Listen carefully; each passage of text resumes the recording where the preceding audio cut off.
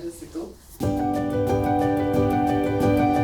Priznám sa, že o perimenopauze som teda nepočula. Prvýkrát som ten terminus technicus počula asi pred rokom, keď sa táto téma začala aj v našom tíme rozoberať. V 45-ke sa mi dosť teda pokazil cyklus. Bola som nafúknutá, bolesti v podbrúšku, nervózna som bola, aj strach, obava, čo to je, prečo sa to deje. Tak som navštívila môjho lekára. Ten veľmi rýchlo diagnostikoval, čo mi je, že mi chýba povolačný hormón, nastavil mi hormonálnu terapiu, plus nejaké vitamíny, leni.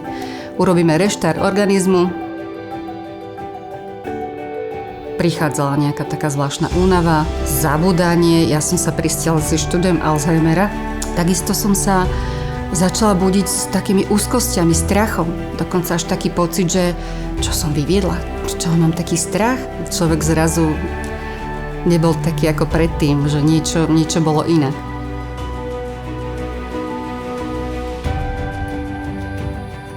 Ja som bola typ výkonný, proste som si naplánovala veci a cak, proste som ich urobila. A zrazu v práci je to ešte iné, tam človek proste naozaj v tej dynamike ide. Prídem domov, potrebujem si porobiť ešte nejaké veci a hlava by chcela a telo proste nie. Musel som sa zmieriť aj s tým, že nestihnem všetko. Určite mi pomohol tá zmena lekára a to, že mi rozumie, že ma chápe a že som mu dôverovala. Že jednoducho išla som, že som prijala tú terapiu. Takisto aj taká nejaká určitá prevencia, troška plánovanie, že keď ma toho čaká veľa v práci, tak si nedám toho veľa doma. Pomohol mi to, že som sa zverila kamarátke, ktorá vlastne ma upokojila, že to nie je nič výnimočné, že sa to môže spájať s tým, že som v takomto období pred menopauzou. Je mi jasné, že sa musím hýbať, aj chcem sa hýbať, ale presne, že veľa pohybu takého nesprávneho mi spôsobovalo napríklad bolesti.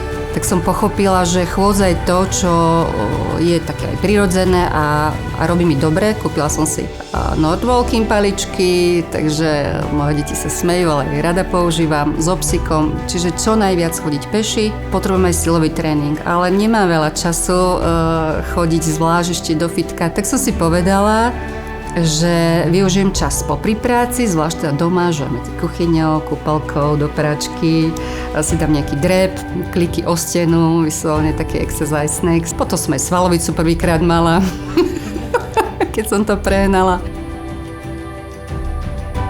Lenka, nebuď na seba taká prísna, buď k sebe láskavá, viacej sa zaoberaj aj svojimi túžbami, potrebami. Nie je to niečo sebecké. Dopraj si čas naozaj na oddych a príjmaj seba takú, aká si.